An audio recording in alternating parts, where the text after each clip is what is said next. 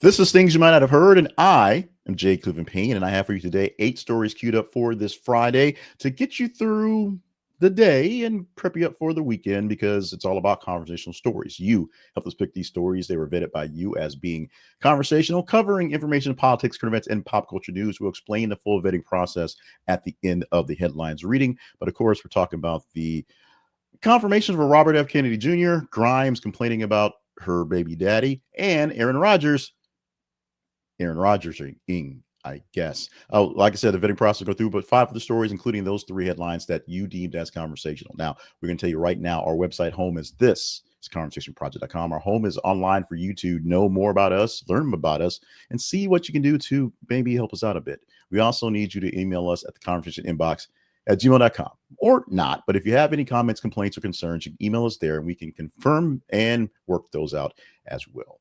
Today is Friday, February 24th, February 14th. Let's not get that far ahead. 2025. It is Valentine's Day for folks of you who are celebrating or avoiding it. And we want to thank everybody who reached out to me yesterday about missing on the day yesterday. We've had a couple of glitches in the matrix happening, go back and forth. So yesterday was one of those days. Thank you so much for reaching out. And we will explain more about that for the partners this weekend. If you want to know about that, become a partner and you'll get into the know for those things going forward. Right now, the stories we have right now, the know you need to know, is that they're not in any particular order based on the engagement. We'll explain later, but they're just the best way to tell the narrative, the best way to outline the news headlines for this Friday morning. And we start off with the Valentine's Day massacre, or the day before Valentine's massacre, or the weekend of Valentine's Day massacre, where we're talking about one of the biggest slashes to jobs for the federal government as layoffs begin, starting in major cases for the Department of Education. The government is going to shrink itself, or Donald Trump and Elon Musk are shrinking the government, and they're taking a big swath at the Department of Education, a job that has not been confirmed with the actual head yet. And when she was told she was going to get this job, Linda McMahon was told, your job is to work yourself out of a job completely. And that's what's happening because she's losing her staff before she even gets confirmed. The administration has initiated significant layoffs within this department as part of the broader strategy to reduce federal workforce across the board. Starting yesterday, they dismissed numerous employees, primarily targeting those in probationary periods. So anybody who'd been working there less than 2 years who was still on probationary basically got dropped off first. Some non-probationary staff are also affected, including folks within the Civil Rights Division, Federal Student Aid, Communications, and Legal Department. As a person who works in education and Federal Student Aid, and those things happening at the last couple of years have been basically a fiasco, they about to get worse. The trickle down for me will be significant. Trickle down for you and your kids and your education, you'll see it fairly soon. Now, these actions actually align with President Trump's recent executive order that was based on streamlining government operations and grants more power to the Department of Government Efficiency, or DOGE, led by Elon Musk, which is enhancing the way to basically find ways to eliminate waste. And the way they're doing it is the standard way you do it in business. You eliminate people and let that cost drop off the balance sheet, and then you have less waste or less money going out. Even though they did offer the entire government essentially their year's worth of salary or 8 months worth of salary from the get-go, they believe getting those folks off the books is the best way to do this, and they're doing it pretty quickly. Now, critics are among many critics, including the American Federation of Government Employees, arguing that these measures are politically motivated, unfair, and target new employees off the bat, express concerns that the downsizing could harm essential services and research. Civilian federal workforce comprising of 2.4 million people face further significant cuts going forward. But right now, especially since the hold on offering the buyouts, the so-called buyouts, we'll say so-called buyouts because that's the best way to call them, because that's what we said, have been put that there. So people now have just a few days to take those buyouts, because after that buyout time goes done, people will lose their jobs for real. As I said earlier, Linda McMahon is a nominee for the Education Secretary and outlined plans to dismantle the group anyway. But right now, it's being done before she even gets on the line. Now, what's going to happen is less people working, but we're assured things that Congress has to approve of, things that deal with Title IX funding, also Pell Grants and public service loan agreements, those things will not be affected, but the people will be disappeared fairly efficiently. Meanwhile, more tariffs. Tariffs are a beautiful thing, says Donald Trump, and he's imposing more tariffs for any nation who imposes reciprocal tariffs on the tariffs that we put on them. Basically, every nation that wants to add a tariff to us because we added a tariff to them will get more tariffs. Sounds efficient, I guess. The president announced this comprehensive plan to impose reciprocal tariffs on U.S. trading partners yesterday. The initiative aims to match the tariff rates that other countries apply to American exports, targeting nations with significant trade imbalances and those imposing higher tariffs on U.S. goods. Now, the targeted countries are folks like Brazil, India, Japan, and Canada, and European Union. They've been identified as having substantial trade surpluses with the states and imposing higher tariffs already. So it's there. Mexico and China are also under consideration due to their significant trade deficits in the U.S. as well. Now, here's where things get weird. We, the U.S., and Donald Trump are throwing tariffs at other nations for many reasons. Some of them are punitive. Some of them are just to sort of more or less to fix the imbalance in trade that Donald Trump says we see. And in retaliation, many of these nations are saying, well, I guess we'll have to tariff you back. And so Donald Trump is saying, well, I guess we'll have to tariff you back again, which is going to go back and forth. The tariffs are expected to impact various sectors, including automotive, pharmaceutical, and semiconductors, significantly in trade issues that we have for targeted countries. Trump argues that reciprocal tariffs are necessary to address unfair trade practices and eliminate trade imbalances with the disadvantaged American industries. He's criticized the European Union treatment of American tech companies and called the reduced U.S. defense spending through negotiations with China and Russia. Essentially, if we de-escalate all the people that we're worried about having to fight, we can actually cut the defense budget, which makes perfect sense, except the people we may have to fight are China and Russia, who China's a great trading partner, like selling us cheap stuff, but can't be trusted. Russia, Trump's best friend, cannot be trusted. We are going to see how this thing plays out because we have no choice. Tariffs are going to happen. They won't be as beautiful as Trump says, but tariffs will be thrown back and forth. They will come to us, they'll go away, and they will not reduce the price of eggs at all. Yesterday, the Senate confirmed RFK Jr., Robert F. Kennedy Jr., as the Health and Human Services Secretary with a 52 to 48 vote. Now, the one a Republican who basically backed off on this and did not give the vote was Mitch McConnell. We'll talk about that in a moment. But the Senate actually confirmed the new Secretary of Health and Human Services, HHS, with that vote of 52 to 48, even though there is skepticism. Kennedy is 71 years old. He's an environmental lawyer known for controversial views on vaccines and public health. During confirmation hearings, he attempted to moderate his stance, emphasizing a commitment to evidence-based research and vaccine recommendations. He also outlined plans to address issues such as obesity, chronic diseases, and food safety. Essentially, his slogan, "Make America Healthy Again," maha.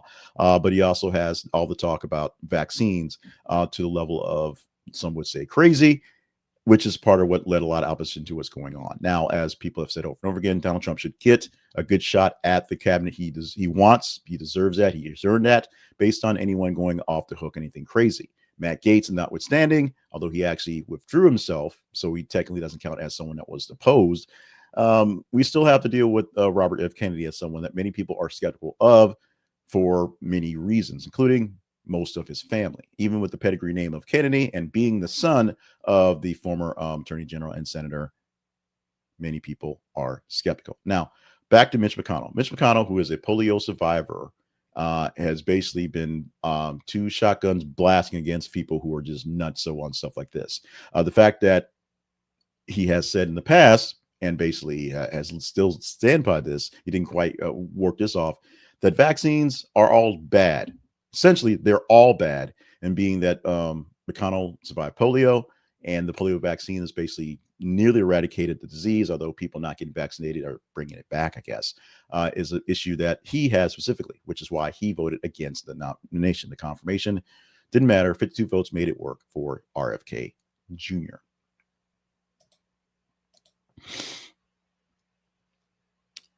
Let's talk about Claire Boucher, known as Grimes. She's an entertainer. I believe she's Canadian, but that all things don't really matter.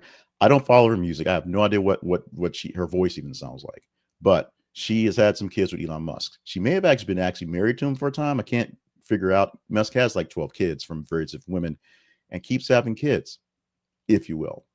But the issue over Grimes and Elon Musk is, their son X, and it's a whole bunch of other words, I-X-I-E the third, like flux X or whatever, because X had a chance to hang out with his dad. Has been hanging out with his dad a lot, but specifically at an Oval Office meeting that turned into a press briefing, where X, the kid, was crawling all over the place and climbing on his dad's shoulders and sitting under the table, much like JFK Jr. did, and just a whole bunch of weird stuff happening. Grimes, his mother, said she probably should have known that Musk was going to take their kid in these public places. Bit upset on social media, expressing the fact not so much that he has the, I'll say, custody, but he's hanging out with his kid, which isn't so bad. But being in public, things like that, probably should have let mom know that he was going to be out there for all to see. Now, all these things are cute, and they may have, in air quotes, humanized Elon Musk dealing with his toddler who was acting a fool in front of parents. Trust me, you have kids, your kids will do this. But the biggest issue is, let's say, using your toddler as a humanizing agent, using him as a prop, and of course, the repercussions that may come from young X when he's not so much young X anymore. We'll see. Sometimes people bring their kids into the fold to like themselves, make them look better. And in the process, it turns into a ripple effect for the kids that eventually have more things going on with them. Already being Elon Musk and Grimes's kid is going to be something going forward based on how those two are not playing so well together. But being a public eye as a child and co-parenting raises questions about the actual co-parenting. Musk has a lot of co-parenting issues with a lot of baby mamas, if you will. A lot of baby mamas. Let's talk about us and being together again. Right now, we're glad you're here with us for this play. If you're watching this live, it's 5:42 a.m. Central Time here on this Friday. Or if you're watching this on a replay anytime you want to, we thank you so much for being with us and being a part of the crew, being one of the news nerds, if you will. Now, we are going to ask these three things of you. Would you like the video that you're watching, or maybe you're actually listening to an audio broadcast? Would you like the podcast that's going out on the later podcast? Would you share this video with folks who are like-minded, who would like this type of news and commentary? If you like the video, I know I'm getting the right stories, right commentary to you, and the algorithm believes I'm doing the same thing, so they'll share it up to more people. So we'll have more people, more news nerds in the queue to engage this thing. Over the past couple of days, although I've been in and out, we've been hovering at 1,800 people in our YouTube subscription. So it's been like 1798, 801, blah blah blah. So right now I think it's 1799. So we're in a few days once we get right sided and get more actual content in that's going to be consistent, we'll get up there past 1,800, and we're so happy to get there. We want to get to a full 3,000 at the end of this year, and you guys can help us do that. So if you're liking it, so the algorithm will share it with more folks, and share it with more people, so that more people that you know that like this stuff will see it. And if all of you aren't getting this in a feed that's telling you when we're here, whether it's by delay or when we're live, hit subscribe and make sure that we're in the queue. We need more people on YouTube specifically because that's where we're gauging the real numbers. But if you want to follow us on Facebook, follow us on X, follow us on Threads, follow us on TikTok, wherever you want to follow, wherever it is your jam is, follow us there. We'll provide for you great content, great news content, and commentary going forward. Also, look for more information as we put out our second video on the You're Welcome channel, the second channel that got a lot of great responses, most of them of hate, in my video I did of Donald Trump not having a sense of humor. Most of them are hateful, which is fine. Hate watching, hate commentary, it works as well. But like, share, and subscribe to help us grow the Conversation Project so we have more people having better conversations together. Back to the news, back to George Stephanopoulos. Maybe, because Mr. Stephanopoulos is reportedly leaving ABC News after two big incidents. One, the Trump lawsuit apology, and two, a clash with the head of ABC News, essentially the man who runs ABC News, World News Tonight, David Muir. And believe it or not, David Muir, who you may not even be able to pick out of a lineup, is one of the most popular. ABC has the most popular nightly news show of the nation, and he is the most popular nightly news anchor of the nation. He goes under the radar because he's not on the morning show. So he's not Stephanopoulos. He's not Michael Strahan. He's not my girl Robin. He's not even Laura. But because he runs the news division, he runs the show.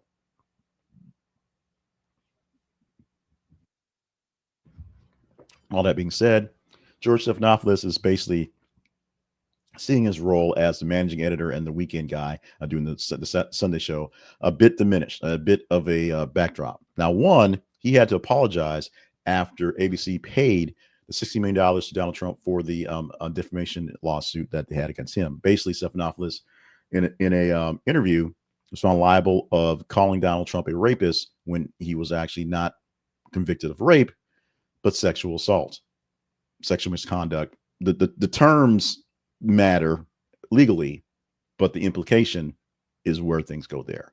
So that happened. I also had to deal with some back and forth, some flack he's having with David Muir. Back in 2021, they had a dispute when Muir was given a larger role at the network, and threatologist Stephanopoulos was threatening to move to another network because Muir got more hand. This was basically worked out eventually, but what happened is Stephanopoulos is staying. He signed his contract in December, so he's got no reason to go, although he's got a couple million reasons to go because they signed him for less money. He did get the lower job, did not get as much responsibility, so they cut some of his pay. So there's that going forward. Despite that, the contract is renewed, and although he can negotiate out of it, it seems like he should be there because he signed the contract. How long he stays, and if there's any more flack going back and forth, it's amazing how we don't really talk these things anymore. Back in the day, back in the Greg Gumbel, back in the Bryant Gumbel days, all this stuff was headline news, top news was going in the morning shows and TV news stations. Now that things are gone to other networks and streaming, things like that, less people seem to care. Many people care. Many people care about seeing the Black Sabbath final performance, the Ozzy Osbourne final performance, but having issues. And we know this as true as the night is long, grass is green, water is wet, Ticketmaster still sucks. People are furious over ticketing issues for the reunion show, the one happening in Birmingham, England, scheduled for January the 5th at Villa Park. The event is titled Back to the Beginning, feature Ozzy Osbourne, Tommy Iommi, Geezer Butler, and Bill Ward, the original Black Sabbath lineup, performing for the first time together in literally 20 years. Other bands will show up there, Metallica, Slayer, Lamb of God. So it's a great big old show to get to if you can afford it. However, standard tickets are 197.50 pounds sterling. That's a lot of money. Some options reach 834 pounds. Some VIP packages are 33,000 pounds. Many supporters who just regular guys who want to go see Ozzy play one more time say, we can't afford this stuff. The price is just too damn high. Plus, the ticket purchasing experiences is pretty much terrible because it's Ticketmaster. Fans report long virtual queues, website crashes, difficulty securing tickets after waiting for the extended periods. These challenges led to widespread dissatisfaction with the ticketing platform's handling of the sale. Again, or still. Despite the numerous complaints, Ticketmaster stated that, because of Ticketmaster, quote, there were no issues during the ticket sales. This response further fueled frustrations among fans who had issues with the sale and seemed to feel dismissed by Ticketmaster, which they do often, or I should say again.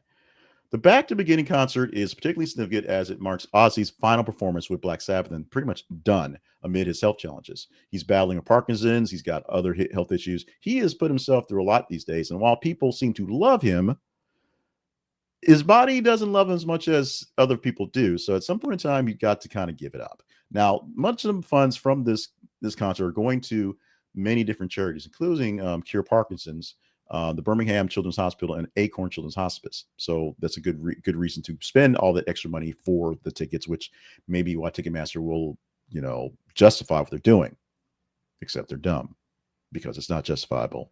It's pretty much crooked, and it's Ticketmaster. Aaron Rodgers is in the news because Aaron Rodgers needs a place to go. Minnesota may be calling him up. Maybe. If the migration is actually how it works out, we will see, as Aaron Rodgers is now done with the Jets, or I should say the Jets announced a split with quarterback Aaron Rodgers after 2 seasons. Announced yesterday with the 41-year-old being told that the Jets want to move into a different direction. One thing that's odd about the Jets, or not so odd, is in the past 20 years, the Jets have not done anything. I don't think they've even made the playoffs in 20 years. So last season or 2 seasons prior, when Aaron Rodgers was going to magically make the Jets better, and he got injured in the first play of the first game, or first drive, I think the fourth play. And of course, this last season where the Jets, as normal, were terrible, decided this experiment for a 41-year-old is not going to work out, because not everyone can beat Tom Brady, essentially. Despite the torn Achilles heel and suffering back forward the sideline the first year, he came in with good tidings and great thought processes. Just didn't work out for the second season because the magic didn't happen. Clashes with the head coach, clashes with played teammates, clashes with the media, and of course, the whole let's just say the vaccine things and move on from there. Right now, the Jets hold the 7th overall pick in the draft for this year, and they're looking at the quarterbacks. They're looking at the quarterbacks going forward. The future is not necessarily, I mean, he's 41 years old. He probably still has some tools. This is a point in time where a guy like this would be making a significant backup run. The problem is he's been a star all this time. You don't put this guy in the backup role. So we'll see how the Jets do moving forward, how Mr. Rodgers will go doing forward as well. Finally, we talk about these people way too much. We do. I admit it. But guess what? When I put a link into our feeds, this is always one of the top ones. This one was the top link for the last day by good 200%, a little more change, if you will. Blake Lively is subpoena. You're breaking my heart. Blake Lively is subpoenas. That's the word. Blake Lively subpoenas phone records and more to debunk Justin Baldoni's claims. I guess there's no plural to subpoena. It's subpoena. But in the meantime, diction aside, the ongoing legal dispute between Blake Lively and Justin Baldoni on the movie It Ends With Us continues, as Blake Lively is now subpoenaing, I guess that is a word, Baldoni's phone records. The legal team wants to uncover evidence of the alleged smear campaign orchestrated by Baldoni and his associates to damage reputation. Now, Baldoni is leaking records like voice notes and things like that, and text messages that show that Lively and folks around her were actually really cool with Baldoni, and this suit and these claims that she has are nonsense. But she's going major. She is suing, or she is subpoenaing, records from AT&T, Verizon, T-Mobile, as well as Cloudflare and AOL to obtain comprehensive communication records. The attorneys for Lively assert that these records will reveal the individuals involved and the methods employed to perpetrate the campaign against her.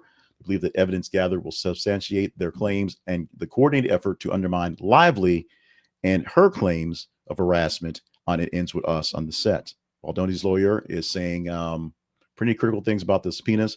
Overly broad indicate this desperation on Lively's part. He contends that the request for extensive communication records amounts to a, quote, massive fishing expedition, unquote.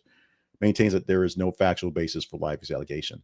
This thing is escalating, and no one is sure why, because for all practical purposes, these aren't two people that people thought were bad people. In fact, Blake Lively was sort of B-level because, she was married to Ryan Reynolds. Baldoni was there doing, I guess, growing his stature until he got plagued as being a sexual harasser.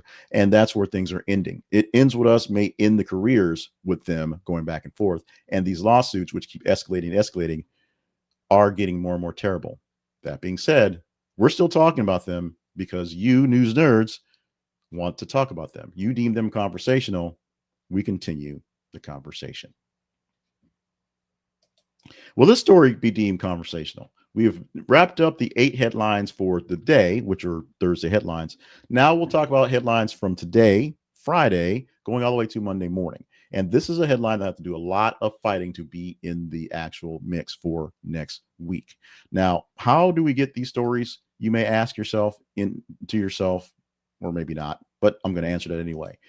We pull stories from various news sources across the net, across the world, across the internet, and paste them for you to engage in every 50 minutes or so on our feeds. Our feeds are our links, our pages on X and on Facebook. Facebook.com/This Is Conversation Project and X.com/TH_conversation. Why are these places important? Because the Conversation Project is about news, about nerdy news stuff, being really news nerds, really engaged, news junkies. But it's not just about me looking at things that are trending and popping up and saying, "Oh, this is cool. Let's talk about it." This is me looking at things that are trending and popping up and saying, "Oh, this is cool. Let's see if they want to talk about it." So we can go to the feeds. You tell me what stories you're actually talking about. You engage in the stories, and that's how we rate them as good, bad, or not important. Like them, love them, hate them, share them, comment on them, read them, please. Do what you can to show engagement. Use the emoji picture face that you want to on whatever feed it is, X, or also on Facebook. You can do it on YouTube on our stories as well. You can do it on threads, and we look at those sometimes as well. Wherever you see us post a story, an article, engage in it. The higher score we get for engagement, better chance we have of picking it into the queue to talk about. The queue are the stories that we have to give you that day. 10 for Monday, 8 for the rest of the week, Monday through Friday. Now, on Monday, we're going to go through about 30 stories within the weekend. And so we're only going to pick 10 of them to talk about. Or let me back up. We're going to about 90 stories we'll post over the weekend. We'll take the top 30 and pick about 10 of them. So if you want this story, which I've done way too long in the rambling on, you got to do some work. Kanye West and Bianca Censori split after Grammy stunt. I could not find, when I posted this in the queue, many links to this. So hopefully I'm not being punked. But apparently after Censori came to the Grammys, not quite butt naked, but mostly sheer naked, if you will, that was enough for Censori after living through that whole debacle. She's been basically giving up on Kanye West. Or maybe Kanye West says, this ain't working. She's not freaking out enough people. I'm getting rid of her. But apparently they are breaking up or splitting for a while or trying to figure things out after what happened at the Grammys last weekend. So if this is a story you want to talk about, more Kanye, more Censori, more craziness, you have to engage in the story enough so it's seen basically leaps and bounds of the top 30 stories for the weekend. We get about 30 stories in a day. So that's basically 10-ish stories per each day we're choosing from to get 10 of them all together. The rest of the week, we give you 8 stories over the span of those 30 in one day. We can take the top half and give you 8 of those stories on the day. But we have a lot of work to get through to get Kanye West and Bianca Censori into Monday's broadcast. So you can do that as well. We'll talk a bit about the weekend broadcast of the weekly wrap-up, roundup in just a moment, how those stories get there. But they're basically coming from the stories you engage in all week long. It is the month of love. It is the month of enjoyment. It is always a good time for chess. And so with that, the chess store is giving you great deals all February long. And this one's not running out until the end of February. How about 25% off what you buy at the chess store? Pretty much everything at the chess store is on sale, and it's 25% off through the month of February to show your love for chess and their love for you and your love for chess. And in theory, everyone's love for everyone, because we get a small commission for you buying, and it costs you nothing extra. They don't take off 2% of that discount to pay us. They take it off the top of their own money. So if you've been dying to get that brand new chess set, or dying to get a chess set at all because you're falling in love with the game, fall in love with the chess store. They'll take care of all your chess accessories, beautiful chess sets, beautiful sets for travel, for home, for tournaments, and all the things you need to deal with chess. It's there, it's taken care of. It's simple. You love chess, or you might be infatuated. Why not get a great deal on chess sets and chess accessories? 25% off everything website wide right now. Use our affiliate link so that we get our small commission. This is theconversationproject.com/the chess store. This is theconversationproject.com/the chess store. Check them out today. Fall in love again, or for the first time, or for the 50th time with chess, and let them help you out with the chess store. The Conversation Project lives online at this. It's conversationproject.com. It is Friday, so we take a little extra time, get a little long, because we give the love to our partners, people who have decided to give in a little bit extra, chip in a little here or there to give us more work to work with here at the conversation. Currently, our partners include Harold Braxton, Kobe Green, and Eldon Kidd at the $5 cup of coffee level, and the Spirit Change level, which is just $1 a month, is Joy Winters. We also have a pot of coffee level that's a bit higher as well. And we have membership links via YouTube on the join links there. So you can do that as well. It's a quicker sell for you there. What these people get is You guys the satisfaction of knowing they're helping us grow here. They also get extra insight to what's going on. Every week, I send them a special newsletter and a special video of the things behind the scenes going on and some things coming up. So they get to hear all about the trials and tribulations and the foibles, and they get a chance to know they're helping us grow and be better news nerds for it. So thank you so much for these guys for helping. You can go to our partnerships page on the website. This is conversationproject.com and consider being a partner. You can also just visit our sponsors and see more of them as well. Along with that, if you stop by our website, you can see us, replays of the Conversation Project's other issues, including episodes of things you might have heard, of course, a weekly roundup, things like that, links to all the places we are located, including all of our podcasts, the audio podcast things, and the email newsletter. If you don't want to see me or hear me, still get the great news in link form directly into your inbox as well. All those things, and actually so much more at the Conversation Project website. This is conversationproject.com. Consider being a partner. Consider checking out some sponsors. Check out some more past episodes to consider how we're doing, and we will promise to be great stewards of your funds. The most important thing you can do, if you're not quite up to that level yet, is make sure you're following us on our feeds, at Facebook and X, and emailing us with your comments, concerns, and questions about things going on. With that, we're finished with the things you might have heard for the week. We do have, of course, the weekly roundup. We'll have 12 stories, which will probably not come out till Sunday. I have some family obligations to deal with later today and for the bulk of tomorrow. And so it's going to be a hard time getting this done anytime before Sunday. So we'll see what happens. We'll get you a weekly roundup, 12 stories from the past week that caught my attention, that caught, from ones that caught your attention, things that might need a bit of a review, things that may have changed a little bit. So we have to update. Some things are just so odd that it's just like, hey, you have to remember this thing happened. So the weekly roundup will happen probably a little late this week. So apologies for that one. In the meantime, keep on trucking, keep on loving, because it's Valentine's Day. Keep on following us on the feed to get the stories that we need to prop up for Monday morning. Remember, are we talking Kanye and Bianca? Are we talking other stories? There's so many things going on, and Trump's going to Trump all weekend long. So we will see how that works out. What stories will be in the queue for Monday is all up to you. I thank you so much for being with us. Love you. Mean it. Remember, stay hydrated, stay limber, stay on task. We got a long way to go, folks. We out of here.